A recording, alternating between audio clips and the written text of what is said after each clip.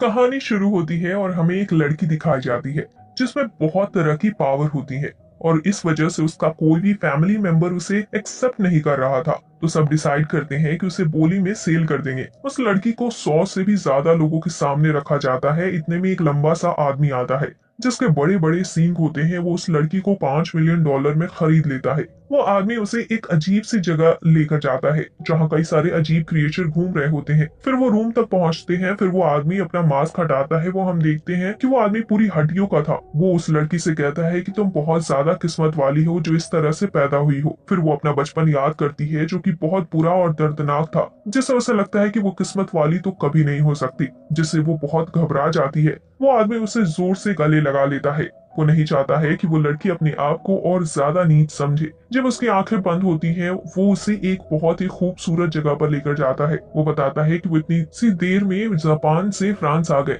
और बताता है कि वो कोई आम बंदा नहीं है, वो एक मेज है जो मैजिक भी कर सकता है। फिर वो उसे नहलाता है। जब वो नहा रही होती है तो वहाँ कुछ फेरी भी आ जाती है जिन्हें एरियल्स कहते हैं। फिर उसे बहुत ही अच्छा नाश्ता मिलता है।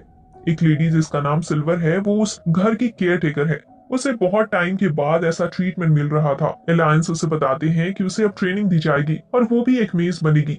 और एलायंस बताता है कि वो एक रेयर ब्रीड से है जिसका नाम सेलेबैक है। एलायंस बताता है कि सेलेबैक एक जैसा बंदा होता है जो एरियल्स को देख सकता है और मैजिक में भी अच्छे होते हैं। एलायंस उस लड़की को फैमिली का मेंबर बनने को कहता है और एक रेयर नेकलेस भी देता है, लेकिन उसको फैमिली वर्ड ही अजीब लग रहा होता है। उसको बहुत अच्छी नींद आती है, लेकिन कुछ एरियल्स चॉइस को उठा देती है। वो उसे उनके साथ जंगल में जाने को कहती है। वो उसे जंगल भी अंदर तक ले जाती है।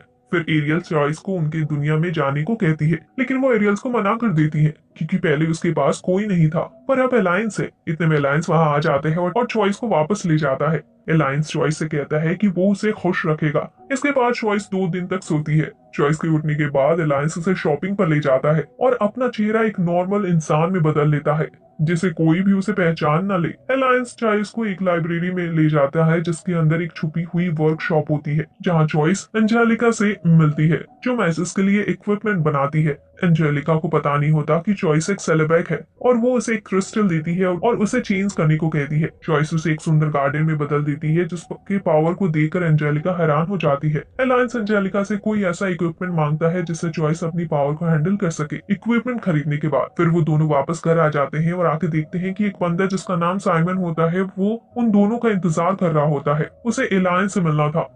कुछ देर बाद अलायंस चॉइस को एक जगह ले जाता है ड्रैगन दिखाने के लिए, लेकिन एक सिल्वर ड्रैगन चॉइस को उठाकर ले जाता है और चॉइस देखती है कि वो एक गोल्डन बाल वाला आदमी उसे कंट्रोल कर रहा होता है। वो उस ड्रैगन के सीक्रेट प्लेस पर ले जाता है और उसे पानी में गिरा देता है जिससे चॉइस पूरी भीग जाती है। इतने में अलायंस परछाई में से निकलकर आ जाता है। गोल्डन बाल वाला आदमी बताता है कि वो ड्रैगन लैंड का केयरटेकर है और साथ में ही वो एक मेज भी है जिसका नाम लिंडल है।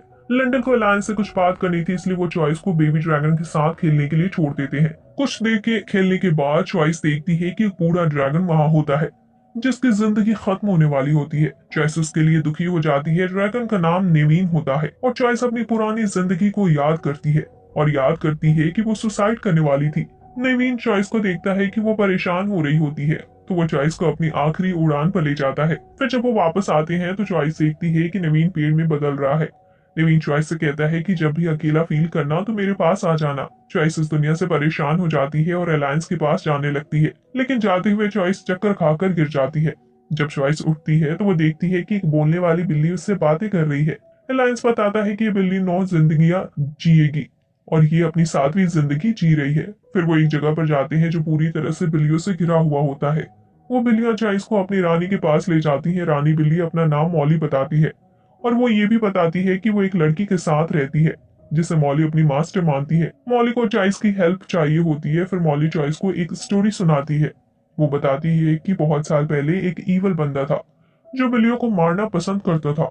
बहुत सारी कैट्स एक हुई और उन्होंने उसको मार दिया, पर उसकी ईवल सोल रह गई जो कि अब एक बार फिर वापस आ रही है। चॉइस स्टोरी बहुत ध्यान से सुन रही होती है। इतने में कोई चॉइस को पानी में ले जाता है। चॉइस देखती है कि जो कैट्स मारता था उसकी वाइफ की सोल उसे पानी में ले जा रही होती है। वाइफ बताती है कि अपने पति से बहुत प्यार करती है, इसलिए चॉइस उन दोनों की सोल को खत्म कर दे जिससे वो दोनों एक नई जिंदगी शुरू कर सके। अलायंस चॉइस को पानी से निकालता है और चॉइस को मिशन देता है कि बुरे सोल को खत्म करने का।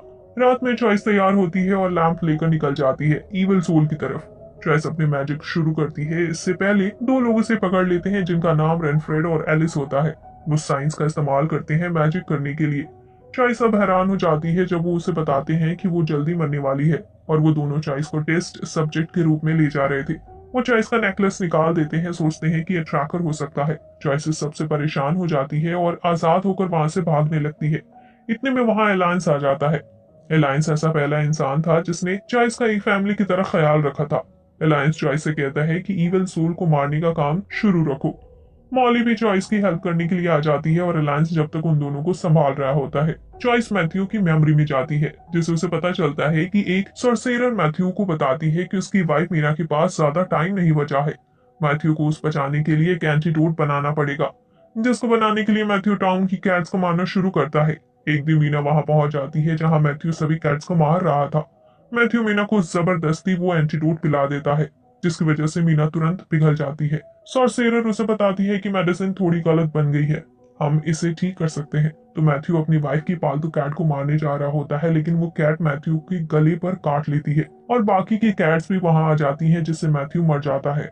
मीना फिर चॉइस से कहती है कि उन्हें मिटा दो। मॉली तैयार होती है अपने आप को इस काम के लिए खत्म करने को, पर चॉइस एरियल्स के विंड मैजिक का यूज करती है सोल को एक शांति भरी एंडिंग देने के लिए। उन दोनों सॉर्सेरर को लग रहा है कि चॉइस कभी सोल को खत्म नहीं कर पाएगी, लेकिन अलायंस चॉइस पर पूरा भरोसा करता है। इतने में तेज हवा आती है और चॉइस मॉली के साथ आ जाती है। चॉइस की सफलता देखने के बाद सॉर्सेरर चले जाते हैं, लेकिन अलायंस रेनफ्रेड के गायब हाथ के बारे में सोच रहा होता है। चॉइस इतना कुछ करने के बाद थक जाती है और अलायंस को उसे उठाकर घर ले जा रहा था। चॉइस रास्ते में अलायंस से पूछती है कि वो कब मरेगी। अलायंस जवाब देता है कि 3 साल में। फिर वो कहता है कि वो चॉइस की मौत की और लेट करने का कोई रास्ता ढूंढ ही लेगा, क्योंकि उसे चॉइस के साथ और लंबा जीना है। अलायंस बताता है कि वो ना ह्यूमन है ना ही फेरी। उसने लाखों लोग देखे हैं, पर वो उन्हें कभी समझ नहीं पाया। लेकिन जब उसने चॉइस को देखा तो उसे लगा कि चॉइस को अकेले नहीं छोड़ना चाहिए, क्योंकि उसके पास कोई और रहने की जगह नहीं है। जब अलायंस ये सब बातें कर रहा होता है, तब चॉइस सिर्फ अलायंस की आंखों में देख रही होती है, क्योंकि उसकी आंखों में सच्चाई दिख रही होती है। फिर चॉइस अलायंस का चेहरा पकड़कर कहती है कि मुझे कभी अकेला मत छोड़ना। फिर नेक्स्ट डे चॉइस 2 हफ्ते लंबी नींद में चली जाती है। अलायंस उसे माउंटेन पर ले जाता है ताकि वो जल्दी रिकवरी कर सके। साइमन भी चॉइस को देखने आता है और फेरी की रानी टिटानिया और उसका पति ओवेरॉन भी चॉइस को देखने आते हैं। ओवेरॉन चॉइस को उठा देता है और चॉइस जाके अलायंस से गले लग जाती है। टिटानिया बहुत खुश होती है उन दोनों का रिश्ता देख के। फिर वो चॉइस को गुड ब्लेसिंग देती है और चली जाती है। हमें पता चलता है कि अलायंस एक पूरा पास्ट चॉइस से छुपा रहा होता है। अलायंस चॉइस को मैजिक सिखाता है ताकि चॉइस अपने आप को अच्छे से मुसीबत से बचा पाए। अलायंस ने कुछ गलत काम किए होते हैं पास्ट में, तो इसलिए उन्हें चॉइस की हेल्प करनी होती है। अलायंस चॉइस को एक रिंग देता है और बताता है कि ये चॉइस की हेल्प करेगी मैजिक के कंट्रोल करने में। उन्हें किसी वॉच डॉग की इन्वेस्टिगेशन करना होता है। वो चर्च पहुंचते हैं और उन्हें पता चलता है कि जल्द ही यहाँ किसी की मौत हो गई थी और इंसान की मौत नोच नोच कर हुई थी। फिर अलायंस और चॉइस अलग अलग रास्ते चले जाते हैं इन्वेस्टिगेट करने के लिए। चॉइस तलाश कर रही होती है, पर इतने में उसके पीछे कुछ घोस्ट पड़ जाते हैं। चॉइस को एक काले बालों वाला इंसान बचा लेता है।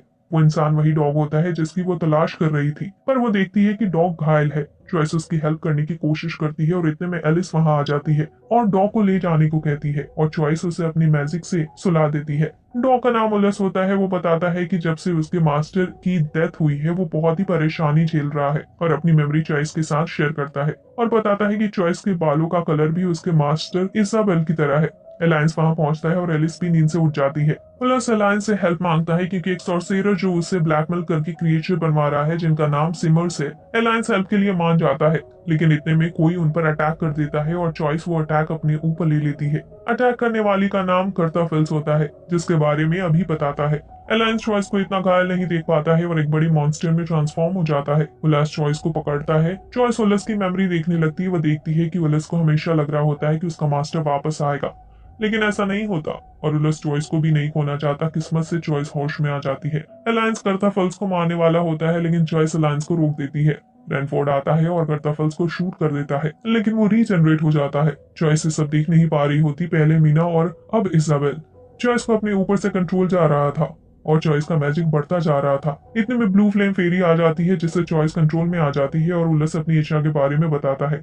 वो चॉइस का फेमिलियर बनना चाहता है। फेरी बताती है कि फेमिलियर बनने के बाद मास्टर के मरते ही तुम्हें भी मरना होगा। पहले तो चॉइस मना करती है, पर फिर मान जाती है क्योंकि उसे और अकेला नहीं रहना था। वो दोनों स्पिरिचुअल प्रॉमिस करते हैं और चॉइस उसका नया नाम देती है, रूथ। इसके बाद रूथ इसाबेल का फेस काट लेता है और कर्ता फिल्स भी वहां से चली जाती है। इस सब के बाद आखिरकार चॉइस सबके साथ घर जाती है। इस इंसिडेंट को 2 हफ्ते हो जाते हैं, लेकिन अलायंस ने खुद को रूम में बंद कर लिया था। फिर जॉय शॉपिंग जाती है और रात में अलायंस के रूम में चुपचाप घुसती है। अलायंस बताता है कि उसकी बॉडी ह्यूमन फॉर्म खो चुकी है और वो चॉइस से रात में उसके साथ रुकने को कहता है। जब चॉइस सुबह उठती है तो देखती है कि अलायंस गायब होता है। चॉइस और रूथ दोनों अलायंस की तलाश करते हैं। चॉइस पड़ोसी के घर में थोड़ी देर वेट करती है, लेकिन रूथ लगातार ढूंढ रहा होता है। थोड़ी देर में रूथ चॉइस को अलायंस के पास लेकर जाता है। चॉइस अलायंस से सब कुछ पूछती है, वो किस तरह तकलीफ से जूझ रहा है, लेकिन जल्दी उनकी बातें बीच में ही कट जाती है। एक फेरी के द्वारा फेरी बताती है कि लिंडल चॉइस से मिलना चाहता है, अकेले में। फिर चॉइस रूथ के साथ लिंडल तक पहुंचती है, लैंड ऑफ ड्रैगन। जल्दी ही रात हो जाती है और लिंडल चॉइस से पूछता है कि उससे क्यों अलायंस जैसे डरावने के पास रहना पसंद है। चॉइस बताती है कि सब उससे दूर भागते थे। उसके भाई ने सुसाइड कर ली थी और उसके मॉम एंड डैड उसे छोड़कर भाग गए थे, लेकिन अलायंस ने उसे अपनाया। फिर लिंडल भी चॉइस को उसकी स्टोरी सुनाते हैं। वो बताता है कि परेशान हो गया था मेज को इतनी लंबी जिंदगी होने से और इस मैजिक से। फिर वो एक दिन अलायंस से मिलता है। वो बहुत जगह साथ में घूमते हैं, लेकिन एक दिन उनके पास खाना नहीं होता तो लिंडल एक बच्चे को ठीक करने के बदले में खाना मांगता है, लेकिन वो लोग अलायंस को देख लेते हैं और डीमन समझकर उन पर अटैक करने लग जाते हैं।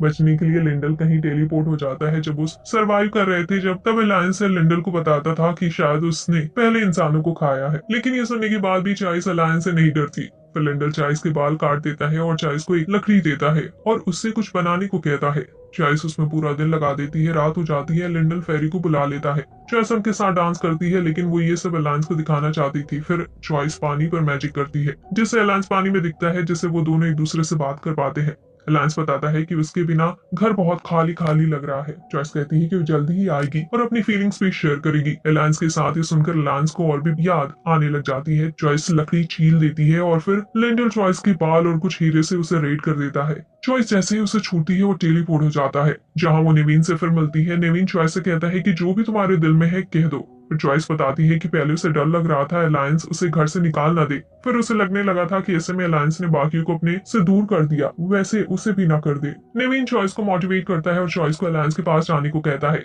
चॉइस एक फायर बोर्ड बन जाती है और उड़ते हुए अलायंस के पास पहुंच जाती है और दोनों गले लगते हैं। चॉइस इतना मैजिक यूज करने की वजह से 2 दिन की नींद में चली जाती है, लेकिन जब वो उठती है तो वो आज तक जितने भी लोगों से मिली थी सभी को धन्यवाद करती है, क्योंकि अब उसके पास एक ऐसी जगह थी जिससे वो घर कह सकती थी। और यहीं पर यह स्टोरी द एंड हो जाती है।